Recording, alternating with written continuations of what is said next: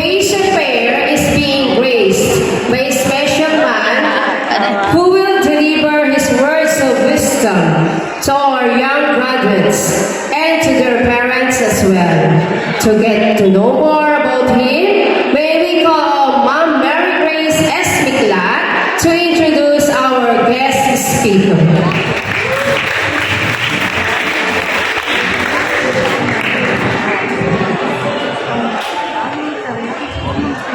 Students, parents, faculty, and distinguished guests. A pleasant afternoon. Our guest speaker for today is an alumnus of our school, Sampaloc Elementary School, batch 1981-1987. He is a graduate of Don Honorio Ventura College of Arts and Trade, batch 1998, where he finished his bachelor's degrees in architecture. He is the youngest of 4 children of Mr. Sotero Apontero Mamahon and Mrs. Esther Apong-Ilang Mamahon. He worked at R.S. Garcia Construction at Cainta, Rizal as draftsman and project supervisor. He also worked at 1021 Design and Construction at Apalit, Pampanga as design and project manager 1998 to 2001. He also worked at Color Steel System Corporation at San Agustin, City of San Fernando, Pampanga as sales engineer and branch supervisor from 2001 to 2007. He worked abroad at Gamton Contract LLC, Dubai, UAE as site engineer from 2007 to 2009. Then, he came back to work here at 1021 Design Contract Construction, Apalit, Pampanga as design and project manager from 2010 to 2016. He is the founder of Armstrong Squad, where his goal is to spread and share his blessing in his own way. He is one of our generous stakeholder in our school.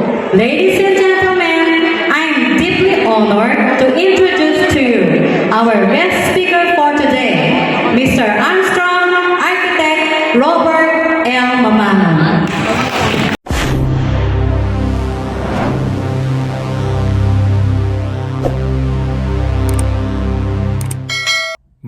Maraming salamat Ginang Mary Grace Miklat para sa napakagandang panimula.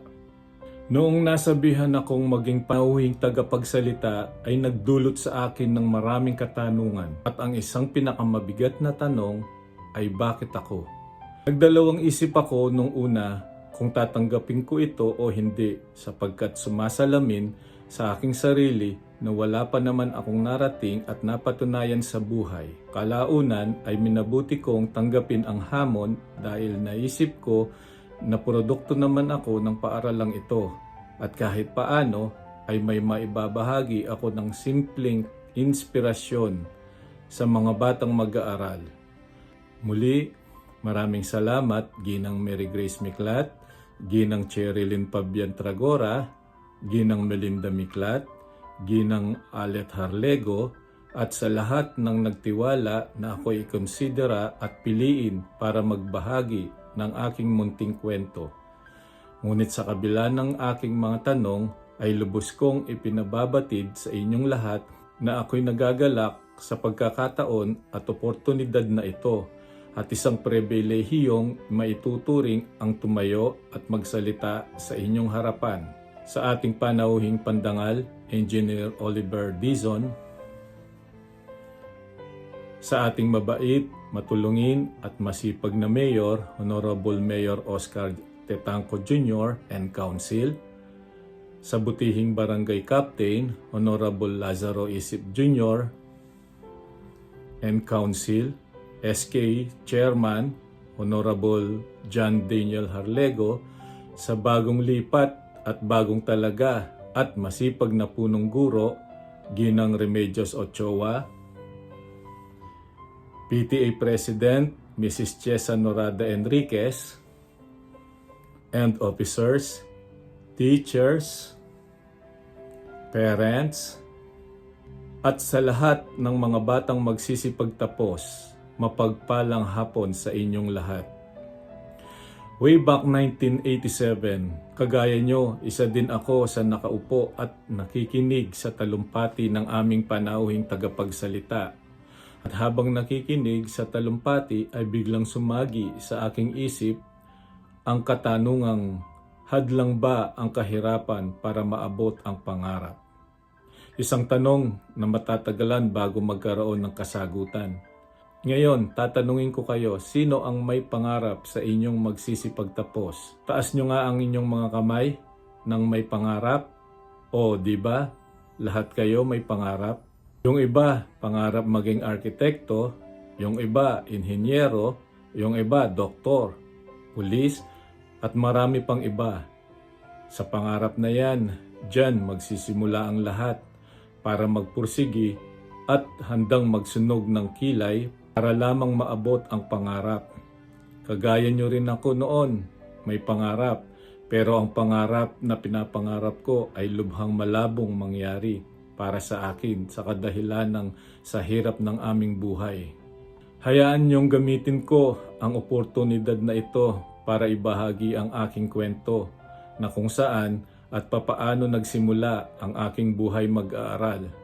At kung papaano nakibaka para lamang maabot ang pangarap. Galing ako sa pamilyang mahirap, isang kahig, isang tuka. Ang aking ama ay isang construction worker at ang ina ay isang labandera at tindera ng tinapa. 4 kaming magkakapatid. Ako ang bunso, palak kung tawagin. Hindi nakapagtapos ng kolehiyo ang aking mga kapatid sa kadahilan ng minabuti nilang magtrabaho kaagad para makatulong sa aming mga magulang at makaraos ng aming pang-araw-araw na buhay. Elementary ako noon, sa murang edad dumidiskarte na ako para may pambaon sa araw-araw, nakikipag-igib ng tubig at nagbabantay ng mga bata. Sa murang katawan at hindi pa ganun kalakas ito, pero tiniis ko ang bigat ng balding tubig sa layong 50 metros mula sa poso at sa bahay ng pinag-iiguban ko. Pupunuin ko ang isang malaking drum ng tubig. Pagkatapos mag-igib, ay magbabantay naman ng bata. Sa 5 pisong sahod, malaking bagay na para sa akin yun. Sa murang edad, talagang kailangan dumiskarte para di na problema ng mga magulang ko ang aking baon.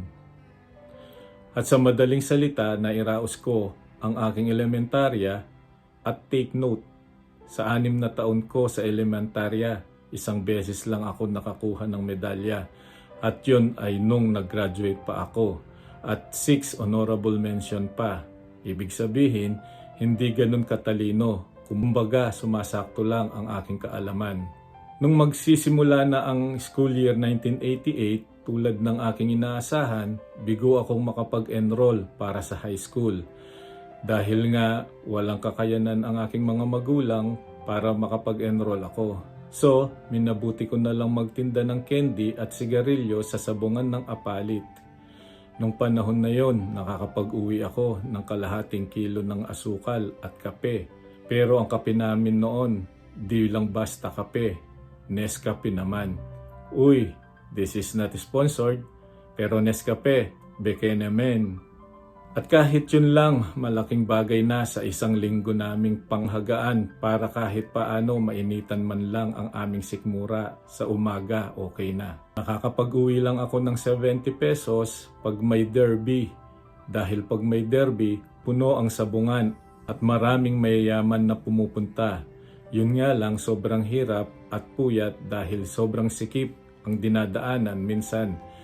May mga natatalong sabungero at naapakan mo, panigurado mumurain ka pa. At maraming buraot na sabungero, tatawagin ka at bibili. Pero sasabihin nila, balikan na lang sila. Pero pag binalikan mo naman at natatalo, panigurado, papasuin ka pa ng sigarilyo. Ganyan ang buhay sa sabong. Napakahirap magtinda. Gaya ng sinabi ko, kailangang magtiis para makaraos. Pagkaraan ng isang buwan ng araw ng pasukan ng taon na yon at buwan ng July pagkatapos ng piyesta ng bayan ng Apalit. Talagang hindi ko makakalimutan ang araw na yon dahil pinatawag kami ni Ma'am Aida Yutok. Tatlo kami, ako, si Loida Nunag at si Busog Katwa, pero ako lang at si Loida ang tumugon sa tawag. At talagang masasabi kong mabait si Lord dahil alam niya na gusto ko talaga makapagtapos para maiyahon ko sa hirap ang aming buhay. Binigyan ako ng oportunidad na makapag-aral sa mataas na paaralan ng Gonzales Memorial College bilang scholar.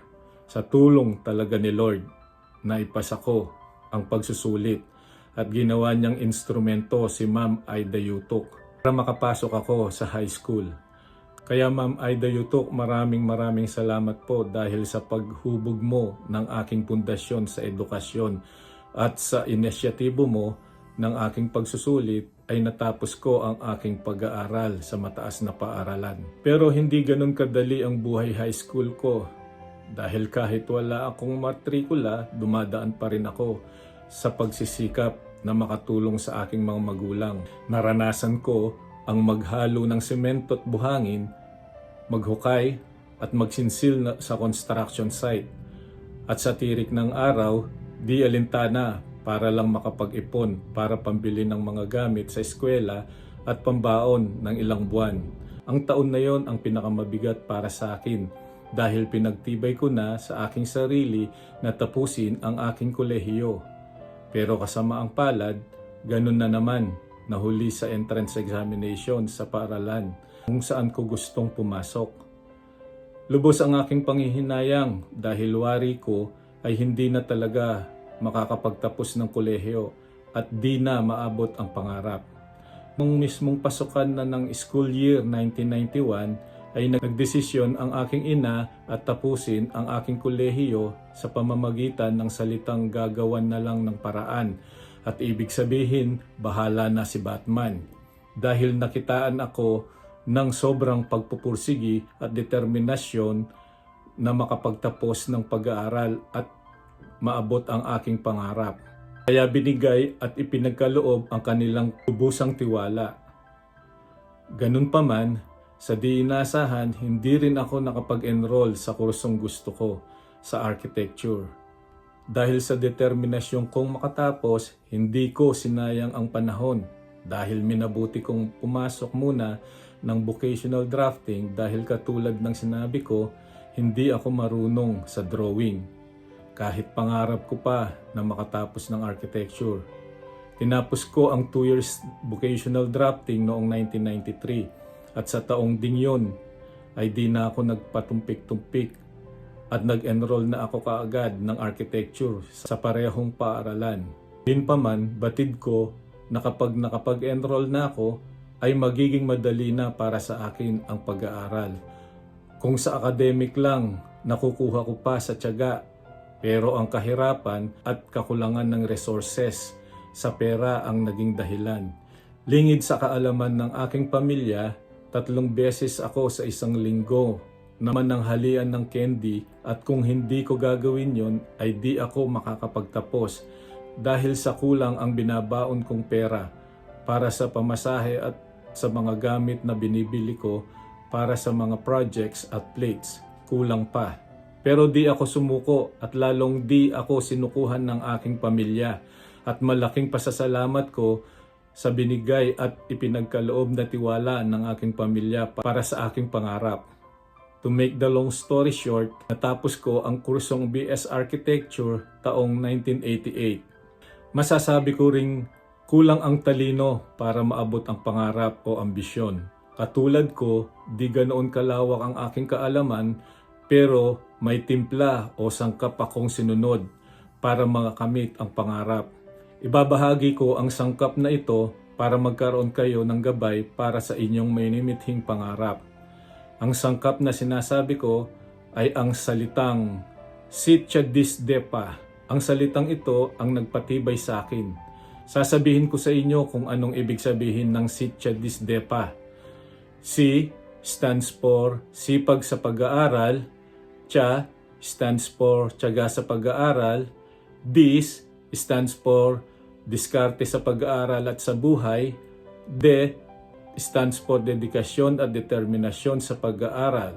At higit sa lahat, Pa stands for pananalig sa Diyos. Kahit matalino ka, kung wala kang gabay na yan, malamang sa malamang ang iyong pangarap ay mananatiling pangarap na lang. Sa inyong magsisipagtapos, iangkla at yakapin ng mahigpit ang tiwalang ipinagkakaloob ng inyong mga magulang at ipakita at patunayan na hindi masasayang ang kanilang pagsasakripisyo para lamang maabot nyo ang inyong pangarap para maiahon ang inyong pamilya sa kasadlakan o unos ng buhay. At ngayon, masasagot ko na ang aking tanong noong 1997 na hadlang ba ang kahirapan para maabot ang pangarap? Ang sagot ko ay hindi. Kahit hindi ganun kalawak ang aking kahalaman, basta may pamilyang nagbibigay ng tiwala at may gabay at sangkap na si Chadisdepa ay madaling maabot ang pangarap at matuldukan ang hirap ng buhay. Sa ating mga magulang, maraming salamat sa binibigay niyong tiwala at pagsasakripisyo sa inyong mga anak na kahit paminsan-minsan ay di nakakatugon sa mga utos at makukulit, pero still andyan pa rin kayo, di sumusuko. Ngayon alam ko na isa kayo sa mga proud parents dahil nakikita nyo ang inyong mga anak na nakaupo at magsisipagtapos na. Pwede bang tumayo kayo mga graduates at lapitan ang inyong mga magulang at yakapin at sabihin, Nay, Tay, maraming salamat po sa tiwala at mahal ko po kayo. Sa ating mga guro na patuloy na gumagabay sa loob ng paaralan, bigyan naman natin ng malakas na palakpakan. Kahit sa palakpakan lang ay maipapaabot nyo ang pasasalamat sa kanilang pagtsatsagang magturo para kayo'y magtapos. Sa inyong magsisipagtapos, may iiwan lang akong paalala. Kahit ano pa ang mararating o narating nyo, panatiliin ang pagkamapagpakumbaba at marunong tumanaw ng utang na loob. At lalong marunong tumingin sa kahapon, lalo na kung kayo'y nasa kasadlakan ng panahon. Higit pa dyan, iwasang mainggit sa ibang tao. Maaaring idala ka sa maling pag-uugali at masamang gawa. Kung may kakayanang tumulong, gawin nyo dahil mas maganda ang tumutulong kesa ikaw ang tinutulungan. Lastly, hindi kailangan maging mayaman o politiko para tumulong. Basta taos sa puso ang pagtulong at kahit sa maliit na bagay lamang malayo ang inyong mararating.